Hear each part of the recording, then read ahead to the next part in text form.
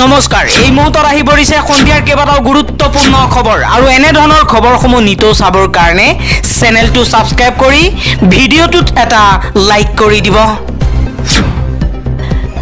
এই মুহূৰ্তত এটা গুৰুত্বপূৰ্ণ খবৰ ভয়ংকৰ বিমান দুৰ্ঘটনা সংঘটিত হৈছে ভাৰতত এই ভয়ংকৰ দুৰ্ঘটনাই সমগ্ৰ বিশ্ব কঁপাই তুলিছে আহমেদাবাদ বিমানবন্দৰত আজি ভয়ংকৰ বিমান দুৰ্ঘটনা সংঘটিত হৈছে দুৰ্ঘটনাত পতিত এয়াৰ ইণ্ডিয়াৰ যাত্ৰীবাহী বিমান উৰণৰ সময়তে দুৰ্ঘটনাগ্ৰস্ত হৈছে বিমানখনত আছিল 242 গৰাকী যাত্ৰী আটাইকেইগৰাকী যাত্ৰী মৃত্যুৰ আশংকা 242 গৰাকী যাত্ৰীৰ ভিতৰত ভাৰতৰ আছিল 169 জন যাত্ৰী 53 জন যাত্ৰী আছিল ব্ৰিটেইনৰ এজন কানাডিয়ান নাগৰিক আছিল আৰু 7 জন আছিল পৰ্তুগালৰ নাগৰিক পৰৱৰ্তী খবৰ পৰ্বতজোৰাত জনজাতীয় লোকৰ মাটি আদানীক গটোৱাৰ ষড়যন্ত্ৰৰ বিৰুদ্ধে স্থানীয় ৰাইজৰ গাত পেট্ৰল ডালি ভয়ংকৰ প্ৰতিবাদ জাতি মাটি ভেটি ধ্বংস কৰা হিমন্ত বিশ্ব শৰ্মা এতিয়া কিয় নিমাত হৈ আছে হিমন্ত বিশ্ব শৰ্মাই নিজৰ সুবিধা অনুসৰি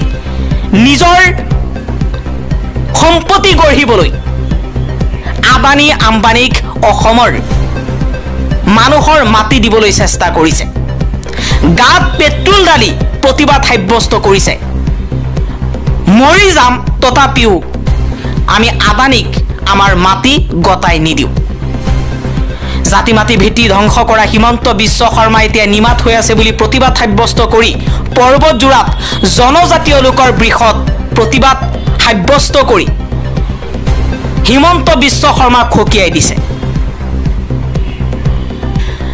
জাতি মাটি ভেটিৰ কথা কোৱা হিমন্ত এণ্ড কোম্পানীয়ে অসম ধ্বংসৰ আখৰা ৰচিছে বুলি মন্তব্য কৰিছে স্থানীয় লোকে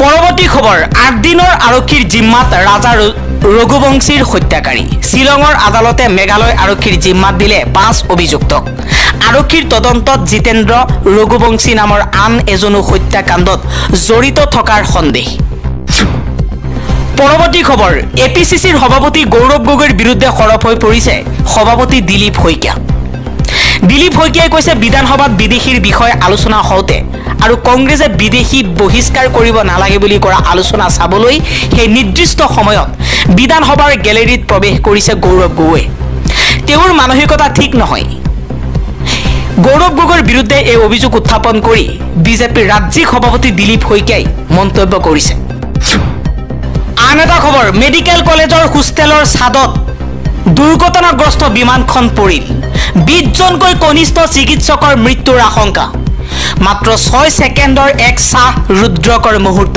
সেই সময়ৰ ভিতৰতেই আহমেদাবাদৰ মেঘানী নগৰৰ বিজে মেডিকেল কলেজৰ ইউজি হোষ্টেলৰ মেছৰ ছাদত ভাঙি পৰিছে এয়াৰ ইণ্ডিয়াৰ দুৰ্ঘটনাগ্ৰস্ত বিমানখন জানিব পৰা মতে বিমানখনত মুঠ 242 জন লোক আছিল ইয়াৰে 232 জন যাত্ৰী আৰু 10 জন ক্ৰু মেম্বাৰ আছিল বিমানখন দুৰ্ঘটনা সংঘটিত হোৱাৰ লগে লগে বিস্ফোৰণৰ ফলত বিমানখনত থকা সকলোৰে মৃত্যু হোৱা বুলি অনুমান কৰা হৈছে এইটোৱে ইয়াতে শেষ নহয় বিমান দুৰ্ঘটনাত 20 জন কনিষ্ঠ চিকিৎসকৰো মৃত্যুৰ আশংকা কৰা হৈছে দুৰ্ঘটনাগ্ৰস্ত বিমানখন ভাঙি পৰাৰ সময়ত চিকিৎসা মহাবিদ্যালয়ৰ কনিষ্ঠ চিকিৎসকসকলে কেণ্টিনত খোৱা বোৱা কৰি আছিল আহমেদাবাদৰ স্থানীয় অঞ্চলত দুৰ্ঘটনাগ্ৰস্ত হয় লণ্ডন অভিমুখী বিমানখন প্ৰশাসনিক সূত্ৰৰ পৰা জানিব পৰা মতে আহমেদাবাদ বিমানবন্দৰৰ পৰা উৰণৰ 5 মিনিটৰ পিছতে আহমেদাবাদৰ মেঘনী নগৰ অঞ্চলত দুৰ্ঘটনাগ্ৰস্ত হয় এয়াৰ ইণ্ডিয়াৰ বিমানখন আন এটা খবৰ গাজাত মৃত্যুৰ কিৰিলি ইজৰাইলী সৈন্যই নিৰীহ জনতাৰ ওপৰত হত্যালীলা চলাইছে পেলেষ্টাইনৰ গাজাৰ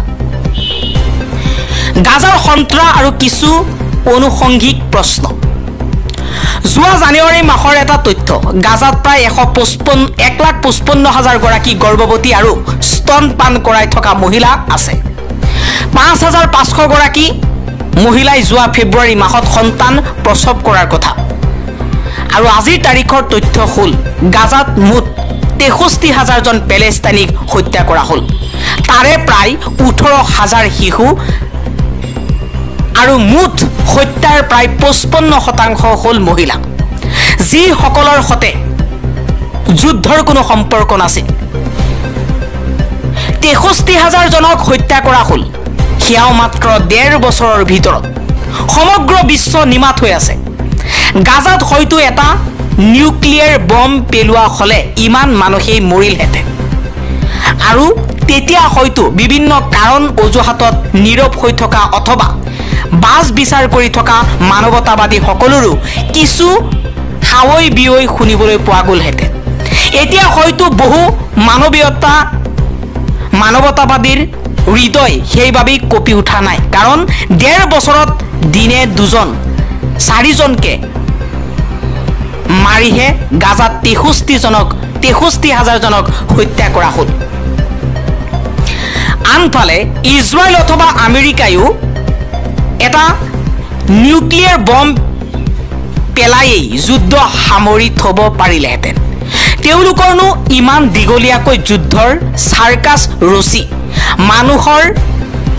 মানুহক হত্যাৰ অভিলেখ গঢ়াৰ কি কাৰণ থাকিব পাৰে? কাৰণ এটাই, যুদ্ধ এতিয়া এক বিশুদ্ধ বেমাৰ। যিমান দীঘলী হ'ব লাভ সিমানেই ভাল। পুঁজিবাদৰ বাবে পুঁজিবাদী সংকটৰ সৈতে মোকাবিলা কৰিবলৈ দিনক দিনে যুদ্ধৰ আশ্ৰয় লোৱা প্ৰক্ৰিয়া ইমান সুলভ আৰু লেজিটিমাইজ কৰাই তুলিছে যে এতিয়া আৰু যুদ্ধলৈ যেন সাধাৰণ মানুহৰ বাবে প্ৰতিক্ৰিয়া কৰা কথা হৈ থকা নাই। আনফালে মৰাচ লৈও ব্যৱসায় কৰা পুঁজিবাদে শ্মশান আৰু ধ্বংস স্তূপত পৰিণত হোৱা গাজাত ৰিয়েল ষ্টেটৰ ব্যৱসায় কৰিবলৈ আছে। নিউক্লিয়াৰ বম দিলে হয়তো 50 বছৰ তাত আৰু একো কৰিব নোৱাৰিব, কিন্তু এতিয়া যুদ্ধ শেষ কৰিয়েই কালিলৈ পৰহিলৈ হত্যালীলা সামৰিয়েই মধ্যপ্ৰাচ্যৰ কুৱেইট ডুবাইৰ দৰে গাজাতো চহৰ নিৰ্মাণ প্ৰক্ৰিয়া আৰম্ভ কৰি দিব। বিভিন্ন ৰকমৰ ব্যৱসায় আছে। এইবোৰৰ দ্বাৰা পুঁজিবাদে এই কথাকে প্ৰমাণ কৰিব বিচাৰে, আমি প্ৰয়োজনত কিদৰে এখন দেশক শ্মশান কৰি দিব পাৰোঁ। গতিকে সাৱধান। লগতে এই কথাও বিজ্ঞাপন চলাবলৈ নেৰিব যে এখন শ্মশানক পুঁজিবাদে কিদৰে বৈভৱ বিলাসৰ স্বৰ্গপুৰীলৈ পৰিৱৰ্তন কৰিব পাৰে। এইবোৰ ভাবি ভাবি ভয় নাখাব। কেতিয়াবা মাজে মাজে খালি নিৰাশ হওঁ, কাৰণ এতিয়াও আমি সাংঘাতিক ধৰণে অসংগঠিত। কেজুৱেল প্ৰিভিলেজ আটাইতকৈ দুখ লগা কথাটো হ'ল আচলতে আমাৰ ক্ৰাইচিছ ক'ত আমি গমেই নাপাওঁ। ফলত আমাৰ অৱস্থা যেন ক্ৰাইচিছহীন হৈ পৰিছে। আমি সাংঘাতিক ৰকমে আত্মকেন্দ্ৰিক হৈ পৰোঁ।